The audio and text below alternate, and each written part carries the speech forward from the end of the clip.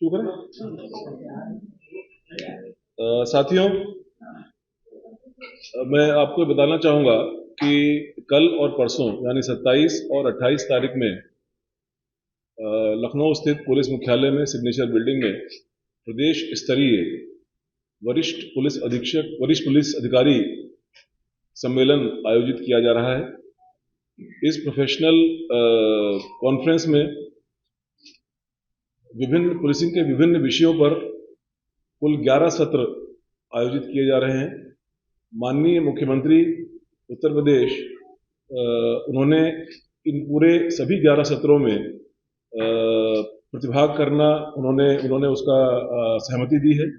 वे कल प्रातः 10 बजे से शुरू होने वाले इस कॉन्फ्रेंस में यहाँ पर अधिकारियों के साथ सम्मिलित होंगे और मार्गदर्शन देंगे और कल शाम के 6 बजे तक ये 7 कार्यक्रम जो है वो कल होंगे और 4 जो सत्र हैं वो परसों होंगे। तो इस प्रकार से सभी 11 सत्रों में वो यहाँ पर मार्गदर्शक के रूप में यहाँ पर सहभागिता करेंगे और इन सभी 11 सत्रों में प्रदेश के विभिन्न वरिष्ठ पुलिस अधिकारी और फील्ड में नियुक्त अधिकारी मिलकर के विभिन्न विषयों पर अपने प्रेजेंटेशंस देंगे, जिसमें पुलिसिंग की आगे की रणनीति, आगे की दिशा और जो इम्प्रूवमेंट्स हैं वो उन पर विचार विमर्श किया जाएगा।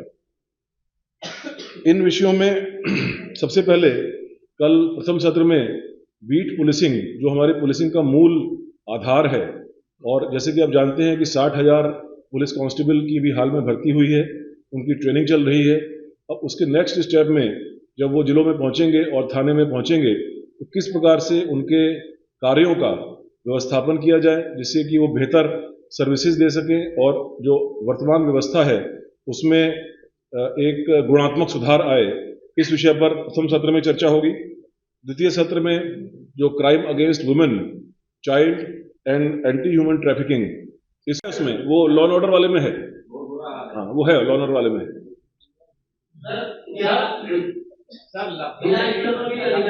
एक सेकंड आप लखनऊ में अगर हम बात करें तो ट्रैफिक व्यवस्था जी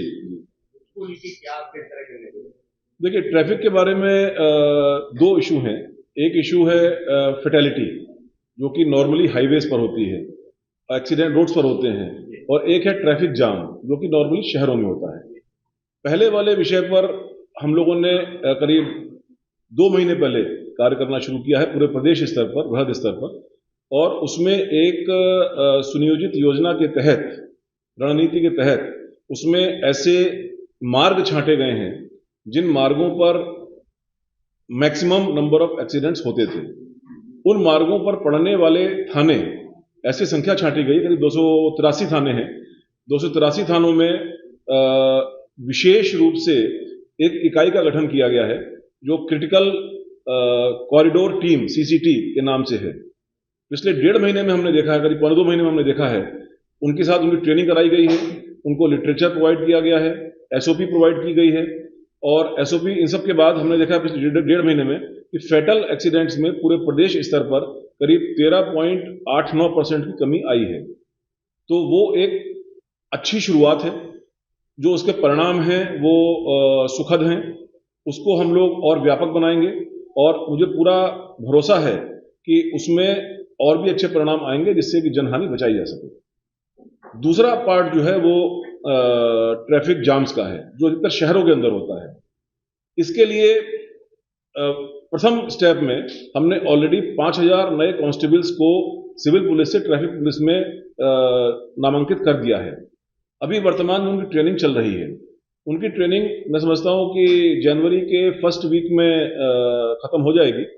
ट्रेनिंग के बाद में उनको किस तरह से इस ट्रैफिक से नागरिकों को, ट्रैफिक जाम से नागरिकों को निजात मिल सके, कैसे एक बेहतर सर्विस हम प्रोवाइड कर सकें, उस पर ऑलरेडी हमारे पिछले 2 महीने से कार्य योजना पर मंथन चल रहा है और उस कार्य योजना को लगभग हमने अंतिम स्वरूप दे दिया है। बट एक बार हमारे पास उसको ग्राउंड पर इंप्लीमेंट करने के लिए सफिशिएंट ट्रेंड मैन पावर पहुंच जाए, उसके बाद उसको कराने का औचित्य होगा। मैं अगर कोई ऐसी SOP जारी कर दूं जिसको इंप्लीमेंट करने के लिए हमारे पास स्टाफ ना हो, ट्रेंड स्टाफ ना हो, उसको औचित्य नहीं है। इस पर भी 2 महीने से काम चल रहा है, ट्रेनिंग चल रही है, चिन्हांकन हो चुका है, मैन पावर ग्राउंड में पहुंच जाएगी करीब अगले 15-20 दिन में। फिर हम लोग उसके ट्रेनिंग कराएंगे इसके बारे में और आगे क्रियान्वित करेंगे। सर एक क्वेश्चन है, कंफर्टेबल हो तो 6 अधिकारी प्रतिभाग कर रहे हैं, जिसमें मिशन शक्ति केंद्र की समीक्षा, उससे जो हर एक गांव और मोहल्लों तक उसका जो पॉजिटिव इम्पैक्ट पड़ा है और सुधार हुआ है, उसके बारे में चर्चा और आगे की रणनीति पर चर्चा होगी। तीसरा सत्र जो है वो पुलिस स्टेशन के मैनेजमेंट और उन्नयन, उसके इंफ्रास्ट्रक्चर के उन्नयन, इससे संबंधित है, जिसमें जैसे आपने देखा होगा कि विगत कई वर्षों में पुलिस स्टेशन का जो स्वरूप है, जो इंफ्रास्ट्रक्चर है, उसमें काफ़ी एक बदलाव आया है, काफ़ी स्ट्रेंथन हुआ है। उसी को आगे और कैसे स्ट्रेंथन किया जाए, इन 60,000 कर्मियों के आने के बाद उनके लिए जो इंफ्रास्ट्रक्चर की आधारभूत आवश्यकताएं हैं, उसको कैसे समावेशित किया जाए, इस बारे में चर्चा भी होगी, निर्णय भी लिए जाएंगे। चौथे सत्र में साइबर क्राइम के बारे में चर्चा होगी। साइबर क्राइम, जैसा कि आप सभी जानते हैं, कि एक प्रमुख चुनौती के रूप में पूरे देश में सामने आया है। उत्तर प्रदेश ने पिछले 3 महीने में इस दिशा में काफ़ी ठोस कदम उठाए हैं और अब उत्तर प्रदेश उन चुनिंदा राज्यों में है जहां पर थाना स्तर तक साइबर हेल्प की सुविधा उपलब्ध है। उनकी ट्रेनिंग की गई है और उनके साइबर जो हमारे कर्मी हैं उनकी ट्रेनिंग की गई है और प्रत्येक थाना स्तर तक इसकी हेल्प की सुविधा उपलब्ध है। इसी में वर्तमान में अभी तक जो कार्य हुआ है उसकी समीक्षा और आगे की रणनीति के बारे में चर्चा होगी। 5वां सत्र बहुत इंपॉर्टेंट है, जिसमें human resource development, welfare, police behaviour और ट्रेनिंग। जैसे कि आप जानते हैं कि पुलिस मुख्यतः एक ऐसा विभाग है जिसमें तकनीक के साथ साथ जो जनशक्ति है उनका एक बहुत बड़ा रोल होता है पुलिसिंग करने में। उस जनशक्ति का मैनेजमेंट कैसे हो, उनके संबंध में किसी प्रक्रिया में बदलाव की आवश्यकता हो, उस पर, और सबसे बड़ी बात है उनके वेलफेयर और ट्रेनिंग पर, उस पर विस्तार से चर्चा की जाएगी। अगले सत्र में प्रोसिक्यूशन और प्रेजेंस के बारे में चर्चा होगी। साथियों, आप जानते हैं कि उत्तर प्रदेश का प्रथम स्थान है पूरे देश में। इसी में अब जो नए वाले न्याय संहिताएं आई हैं, उन न्याय संहिताओं में कई सारे नए प्रावधान, कानूनी प्रावधान उसमें आए हैं। उन कानूनी प्रावधानों को काफ़ी हद तक जिला स्तर पर और प्रिजन में और प्रोसिक्यूशन में शामिल किया गया है। उसी को आगे कैसे बढ़ाया जाए, उसके बारे में चर्चा होगी। अगला सत्र जो है वो CCTNS 2, अभी हम लोग के पास CCTNS 1 चल रहा है। मार्च 2026 तक CCTNS 2 के आने की संभावना है। केंद्र सरकार की जो संस्थाएं हैं NIC और NCRB, वो मार्च तक उसको रिलीज करेंगी। उससे पहले ही हम उसकी तैयारी करना चाहेंगे। इस सत्र में जो केंद्र सरकार के कुछ अधिकारी हैं NIC के और NCRB के, वो भी शामिल होंगे। फॉरेंसिक्स के बारे में इसमें चर्चा होगी। नई न्याय संहिता में फॉरेंसिक्स का एक बहुत ही प्रमुख स्थान दिया गया है। 7 वर्ष से अधिक की सजा वाले प्रत्येक मामले में फॉरेंसिक फील्ड यूनिट के द्वारा साक्ष्य एकत्रित करना, उन साक्ष्यों के आधार पर उनका फॉरेंसिक लेबोरेटरी में टेस्ट होना और उसके समय से रिजल्ट आना, ये तीनों एक मुख्य चुनौती हैं। इसमें हमारे डायरेक्टर FSL जो हैं वो अपनी चर्चा करेंगे। पहले दिन की ये सत्र हैं। अगले दिन डिजास्टर मैनेजमेंट, सिविल डिफेंस और होमगार्ड्स, इस विषय पर चर्चा होगी। डिजास्टर एक ऐसा विषय है जिसमें प्रशासन और पुलिस और बाकी कई सारे जो विभाग होते हैं, एक whole of the government approach होती है, उसको साथ मिलकर चलना होता है। उत्तर प्रदेश जैसे बड़े राज्य में कई प्रकार के डिजास्टर के, नेचुरल डिजास्टर की घटनाएं होती हैं। उसमें उत्तर प्रदेश के इन सभी विभागों का बड़ा अच्छा योगदान रहा है। उसी को आगे कैसे बढ़ाया जाए, उसके बारे में चर्चा होगी। जो अगला सत्र है उसमें लार्ज क्राउड मैनेजमेंट, इसके बारे में चर्चा होगी।